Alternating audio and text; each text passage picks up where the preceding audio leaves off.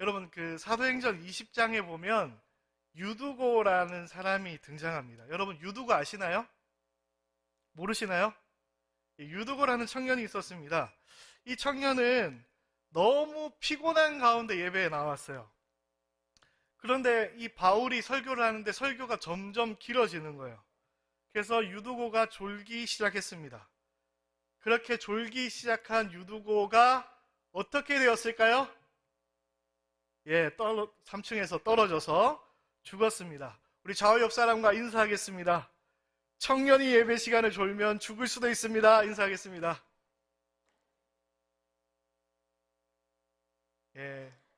졸지 마세요. 특별히 위에 층에 있는 우리 청년들 조심하시기 바랍니다. 큰일 납니다. 이 청년 유두고가 예배 시간에 졸다가 죽었습니다. 근데 그 다음 이야기가 있어요. 예배 시간에 졸다가 죽었던 유두고가 어떻게 되었을까요? 바울이 기도해서 다시 살아났습니다. 여러분이 예배를 드리는 이 시간 피곤해서 청년 유두고처럼 졸 수도 있습니다. 그러나 혹시라도 여러분이 졸다가 넘어져서 죽게 되더라도, 그럴 일은 없겠지만 죽게 되더라도 다시 살아나는 은혜가 우리 가운데 있을 줄 믿습니다. 여러분이 피곤한 가운데 예배에 나온 거 다 알고 있습니다. 피곤한 가운데 여러분이 예배 가운데 나오셨지만 여러분에게 졸더라도 하나님께서 크신 은혜 부어주실 줄 믿습니다. 심지어 죽어도 다시 살아나는 생명의 역사 일어날 줄 믿습니다. 오늘 예배가 그런 예배가 되기를 축복합니다.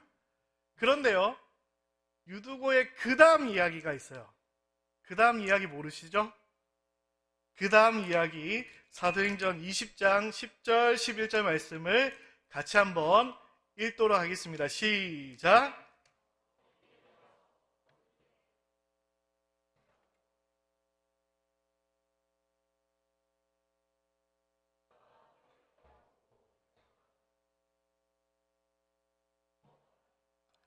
중요한 건 11절에 있어요.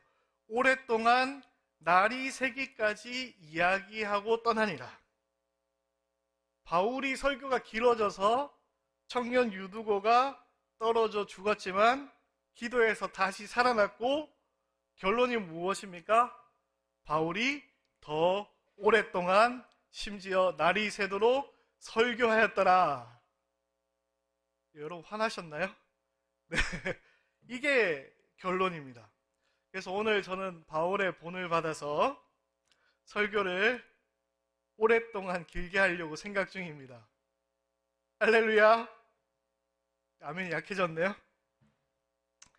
그래도 제가 또 일방적으로 정하면 안 되지 않습니까? 그래서 여러분의 의견을 수렴하도록 하겠습니다. 여러분이 대답한 대로 제가 맞춰서 오늘 설교 길이를 조정하도록 하겠습니다. 오늘 예배가 빨리 끝났으면 좋겠다. 손 들어보십시오. 지켜보고 있습니다. 나는 늦게 끝났으면 좋겠다. 아무도 없나요? 제가 예배라고 얘기해서 그렇죠. 오늘 설교가 빨리 끝났으면 좋겠다. 손 들어보십시오. 아무도 안 계시네요. 그러면 마음 놓고 제가 여러분 마음속으로 드십시오. 혹시 설교가 빨리 끝났으면 좋겠습니까? 늦게 끝났으면 좋겠습니까? 빨리 끝났으면 좋겠습니까? 여러분이 대답하신 대로 하려고 노력해 보도록 하겠습니다. 그런데요, 제가 이렇게 지금 농담처럼 던진 이 질문은 오늘 설교를 시작하고 이해하는 데 있어서 매우 중요한 질문이었습니다.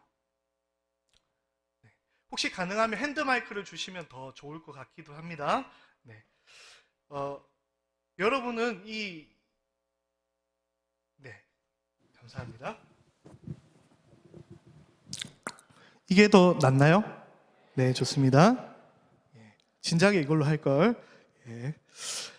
다시요. 방금 드렸던 예배 빨리 끝났으면 좋겠냐, 설교 빨리 끝났으면 좋겠냐, 이 농담처럼 던진 질문은 오늘 설교를 이해하는데 매우 중요한 질문이에요. 여러분 한번 스스로 한번 생각해 보세요. 여러분은 왜 이 시간 예배 또는 설교가 빨리 끝났으면 좋겠다고 생각하시나요?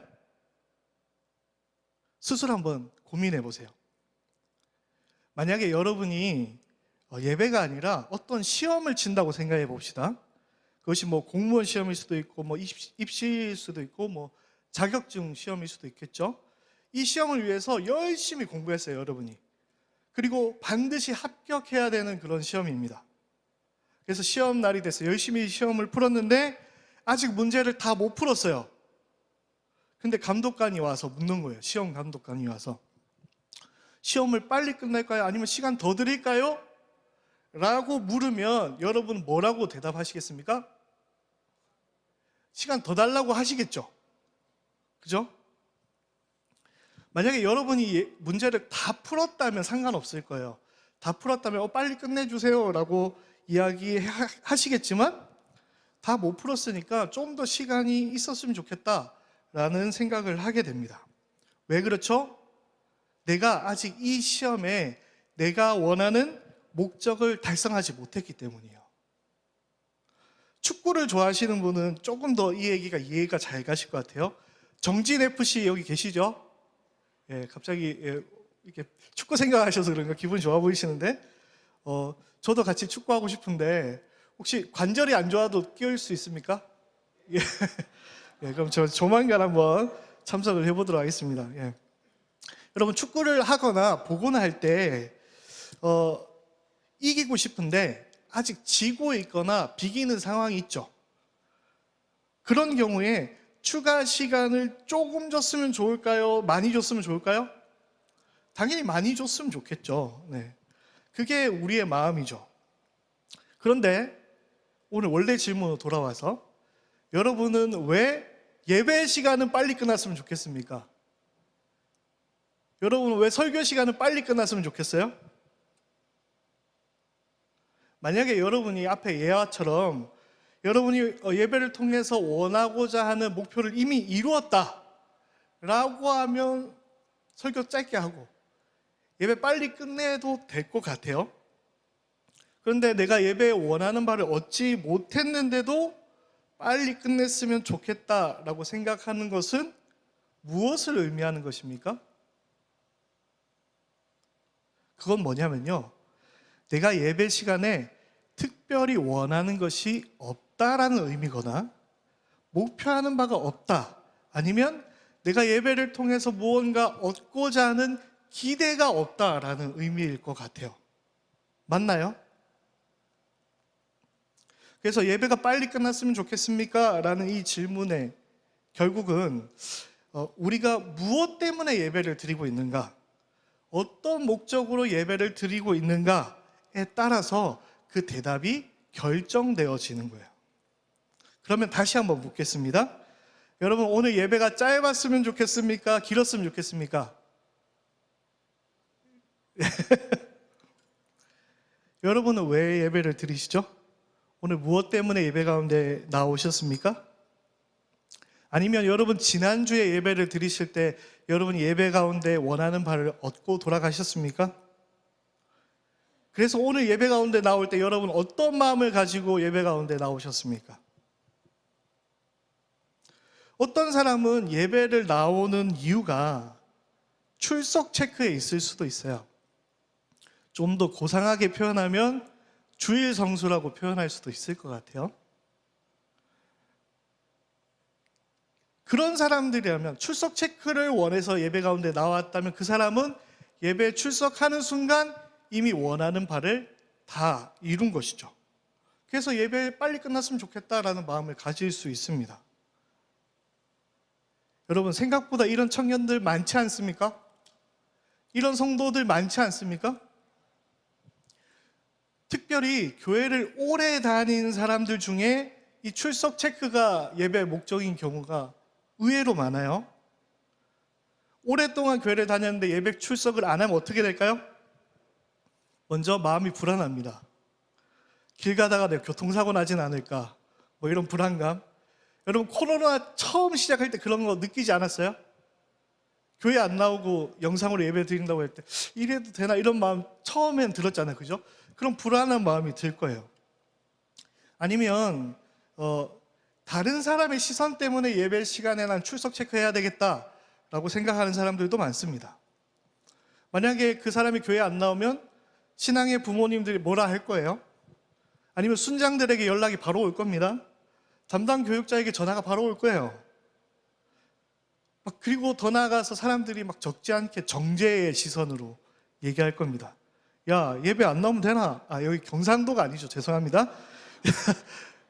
예배 안 나오면 되겠니? 이렇게 핀잔을 들 수도 있는 거죠. 그래서 우리에게는 예배를 출석 체크해야 되는 이유가 생기게 되고, 결국에는 내가 예배에 나오는 이유가 출석 체크가 되어버리는 경우가 생기게 되는 것이죠. 여러분, 우리는 이런 예배 드려서는 안 되겠습니다.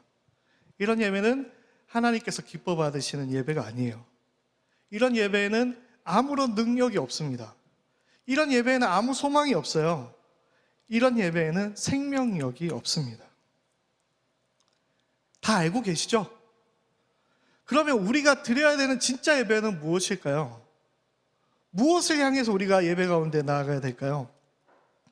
오늘 이 시간 말씀을 통해서 같이 한번 고민해 보는 시간을 갖도록 하겠습니다. 지금부터는 내용이 조금 어려울 수 있거든요. 그래서 정신을 이렇게 차리시고 잘 따라오셔야 됩니다. 청년이 예배 시간에 졸면 어떻게 된다고요? 죽을 수도 있습니다. 정신 차리고 따라오세요. 본론으로 들어가겠습니다. 우리는 왜 예배를 드려야 하는가? 우리는 왜 예배를 드려야 되죠? 이 질문에 머릿속으로 아주 교과서적으로 대답하시는 분들이 있을 수 있습니다. 우리는 하나님께 영광 돌리는 존재로 지음받았기 때문에 예배 드려야 됩니다 라고 생각하시는 분들 계시죠? 오늘 그 얘기는 안 할 거예요. 이건 당연히 맞는 말이지만 오늘 나눌 내용은 아니에요. 물론 우리는 창조될 때부터 인간은 하나님을 예배하는 존재로 창조되어졌습니다.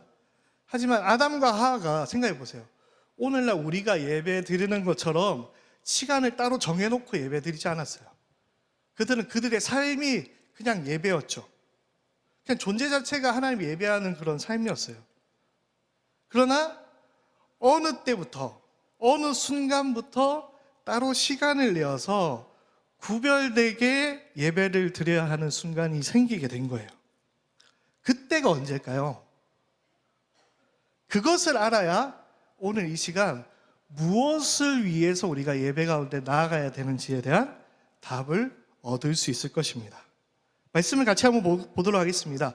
오늘 본문 아니지만 창세기 3장을 한번 볼까요? 창세기 3장에서 아담과 하와는 하나님 앞에서 죄를 지어서 에덴 동산에서 쫓겨나게 될 뿐 아니라 죽음의 형벌을 피할 수 없는 그런 존재가 되었습니다. 그러나 이렇게 쫓겨나면서도 동시에 하나님으로부터 희망의 메시지를 듣게 돼요. 우리 창세기 3장 15절의 말씀을 같이 한번 읽도록 하겠습니다. 시작.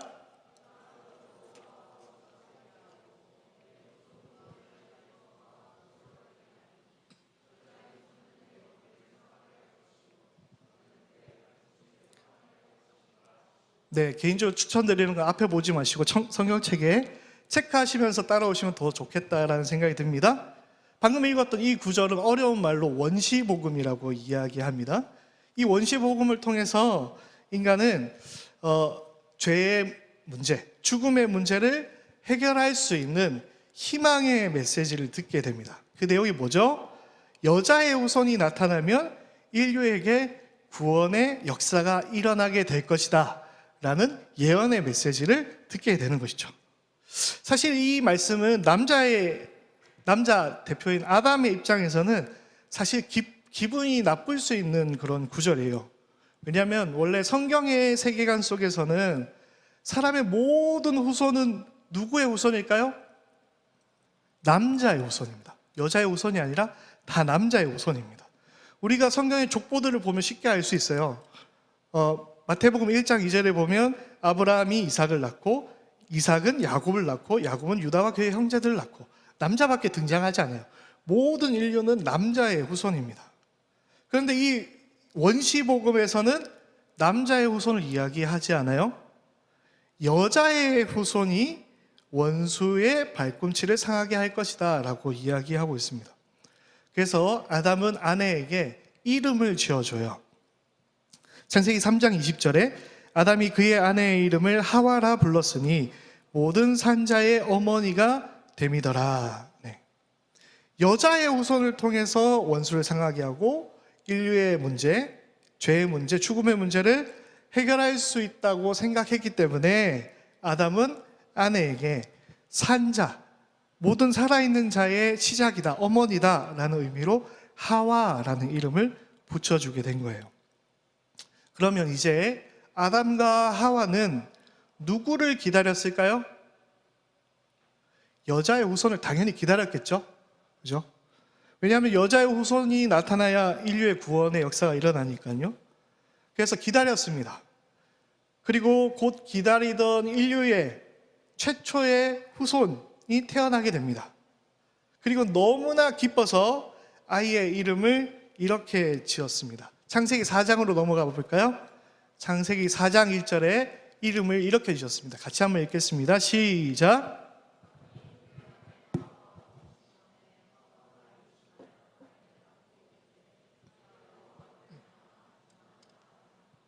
우리 다 알죠? 그 이름이 뭐죠? 가인입니다. 가인의 이름의 뜻은 득남하였다. 좀 더 정확하게 얘기하면 얻었다라는 의미를 가지고 있습니다. 이건 아담의 기쁨과 기대가 이렇게 담겨져 있는 이름이거든요. 이제 우리가 여자의 후손을 드디어 얻었다. 이제 우리의 문제는 다 해결되고 우리가 행복하게 살아갈 수 있겠다라고 아담과 하와는 생각했습니다. 그것이 원시 복음에 이루어지는 순간이라고 생각했기 때문입니다.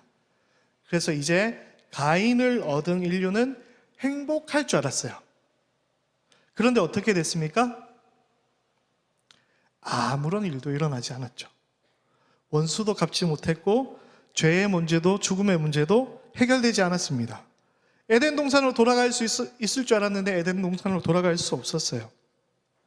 이들의 인생은 아무것도 변화된 것이 없었습니다.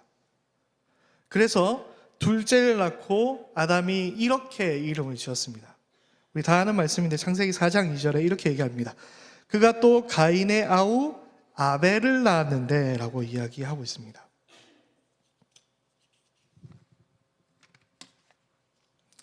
네. 아벨의 이름의 뜻은 무엇일까요? 아벨은 원어로 헤벨이라고 읽는데 이 이름의 뜻은 허무하다라는 뜻을 가지고 있습니다. 공허하다, 헛되다 이런 의미를 가지고 있어요.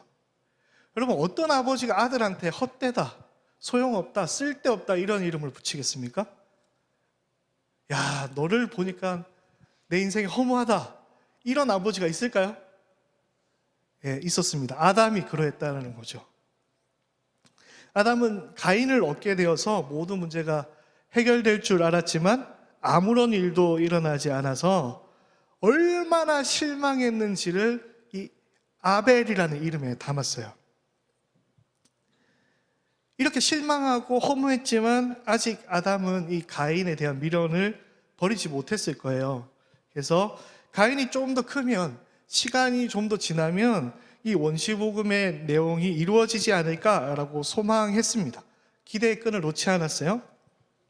그렇지만 이 아담의 기대와는 달리 가인과 아벨의 결국은 어떻게 되었습니까?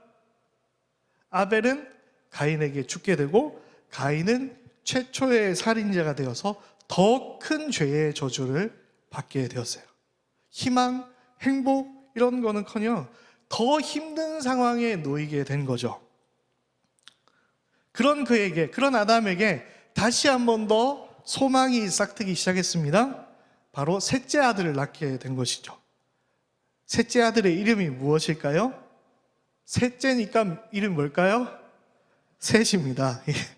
창세기 4장 25절 말씀을 같이 한번 읽도록 하겠습니다. 시작.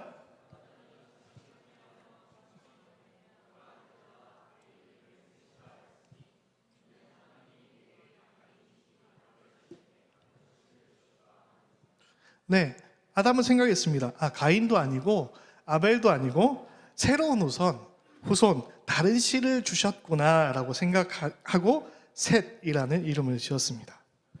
하나님이 말한 그 여자의 후손이 가인이 아니었고 아벨도 아니었고 셋이었구나라는 기대감을 가지고 이름을 다시 지었던 것이죠. 그러면 셋을 낳고 난 이후에 인류는 변화가 있었을까요? 없었을까요? 아무런 변화가 없었습니다. 그래서 나중에 셋이 아들을 낳고 이름을 이렇게 지었어요. 창세기 4장 26절에 이렇게 얘기합니다. 셋도 아들을 낳고 그의 이름을 에노스라 하였으며, 이 에노스라는 이름의 뜻은 고칠 수 없다라는 의미예요. 돌이킬 수 없다, 고칠 수 없다라는 의미입니다. 야, 안 돼. 아무리 노력해도 안 돼. 자손 아무리 많이 낳아도 우리 문제 해결할 수 없어. 고칠 수 없어. 라는 이름이 에노스라는 이름인 것입니다. 여러분 잘 따라오고 계신가요? 못 따라오고 계신가요? 너무 빠른가요? 이렇게 에노스, 우리는 고칠 수 없어 라고 이야기하고 나서 사람들이 무엇하기 시작했을까요? 중요한 구절인데요. 4장 26절 말씀을 같이 읽도록 하겠습니다. 시작. 한 번 더 읽겠습니다. 시작. 그때의 사람들이 비로소 여호와의 이름을 불렀더라. 그때의 사람들이 비로소 여호와 하나님을 예배하기 시작했다라고 이야기하고 있는 거예요. 여기서 말하는 그때, 이 예배의 시작점은 언제입니까? 사람들은 자기가 갖고 있는 인생의 문제를 해결하고 행복하게 살기를 다 원하죠. 그래서 사람들이 하는 방법이 무엇이냐면 인간의 힘으로 무언가를 얻기를 소망해요. 나의 힘으로, 나의 노력으로 무언가를 얻으면 내 인생의 문제가 해결되어지고 나 행복해질 수 있겠지라는 생각을 하고 얻기 위해 노력합니다. 좋은 직장을 얻거나, 좋은 차를 얻거나, 좋은 집을 얻거나, 좋은 아내, 좋은 남편을 얻거나, 건강을 얻거나, 멋지고 아름다운 외모를 얻거나, 지위를 얻거나, 명성을 얻거나, 아니면 여유로움과 풍요로움을 얻으면 나의 인생의 문제가 해결되고 행복해질 거라고 사람들은 생각합니다. 그래서 우리는 때때로, 우리도 마찬가지잖아요. 그래서 때때로 우리는 예배에 성공하기보다 이 세상에서 내가 무엇을 얻는 데 성공하기 위해서 더욱 노력합니다. 내가 예배 가운데 성공하기보다 세상에서 얻는 데 더 많은 시간과 노력을 투자하고 있지 않습니까? 근데 오늘 말씀은 우리에게 뭐라고 이야기하고 있습니까? 그것이 우리의 죄의 문제를 해결해 주지 못한다. 그것이 우리를 진짜 행복의 길로 인도해 주지 못한다. 그것을 너희가 깨달아야만 예배자가 될 수 있다라고 우리 가운데 이야기하고 있는 것입니다. 가인, 그러니까 얻어서 행복해지려는 이런 시도는 사실 아벨, 허무한 것임을 깨달을 때에 우리는 비로소 예배자가 될 수 있는 것입니다. 우리가 가인으로, 얻는 것으로 잠깐 행복할 수는 있어도 그것들은 결국에는 허무한 것들이라는 것을 우리는 생각해야 돼요. 그것을 깨닫고 비로소 에노스, 하나님, 우리의 힘으로는 할 수 있는 게 없네요. 우리의 힘으로는 고칠 수 있는 게 아무것도 없네요 라는 걸 인정할 때 비로소 하나님만 의지하고 사모하는 예배자가 될 수 있는 것이죠. 인류의 예배의 시작은, 그리고 오늘 이 시간 우리의 예배의 시작은 바로 여기서 출발해야 되는 것입니다. 우리의 인생의 문제를 우리의 힘으로, 나의 힘으로 감당할 수 없다. 우리 인생은 내가 아니라 주님께 맡겨야만 소망이 있다라는 것을 깨달을 때에 우리는 진짜 예배를 할 수 있게 되는 것이죠. 그러면 우리의 예배의 목표가 분명해집니다. 다시요. 오늘 여러분은 하나님 앞에서 왜 예배를 드리고 계십니까? 왜 예배 가운데 나오셨습니까? 만약에 누군가가 저에게 묻는다면 저는 이렇게 대답할 것입니다. 저는 살려고 예배 드립니다. 예배가 아니고선 내가 살아갈 수 없기 때문에 나는 예배 드려야 됩니다 라고 저는 대답할 거예요. 여러분은 무엇 때문에 예배 드리고 계십니까? 우리는 예배 시간에 무엇을 얻기 위해서 나아가는 것입니까? 내 힘으로, 내 능력으로 무언가를 얻어서 이 세상에서 행복할 수 있다라는 착각에서 빨리 벗어나시기를 축복합니다.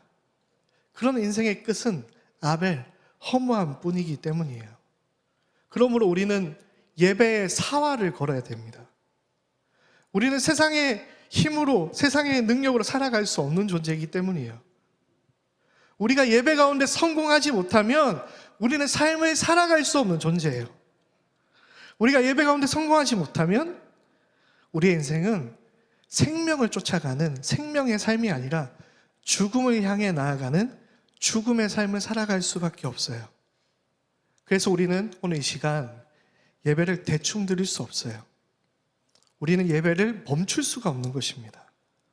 우리는 예배 가운데 타협할 수 없고 물러설 수 없는 것입니다. 여러분 반드시 기억하시기 바랍니다. 참 생명의 능력을 얻기 위해서 나아가는 것이 진정한 예배의 시작인 줄 믿습니다. 올해 이청년부의 사역 주제는 Bring to Life예요. 청년들에게 무언가 생기를 부어주는 올해가 되고 싶어서 그렇게 목표를 정했습니다. 그러면 우리가 살아나기 위해서, 생명을 얻기 위해서 가장 중요한 사역은 무엇이냐? 그것은 바로 예배에 있습니다. 왜냐하면 우리는 살기 위해 예배드리기 때문입니다. 말씀을 정리하겠습니다. 오늘 우리 가운데 주어진 이 예배, 너무나도 귀한 예배입니다. 이 예배에 사활을 걸고 목숨을 걸고 참 생명을 누리기 위하여서 결단하며 나아가는 우리 모든 청천의 청년들, 모든 성도님들 되시기를 축복합니다.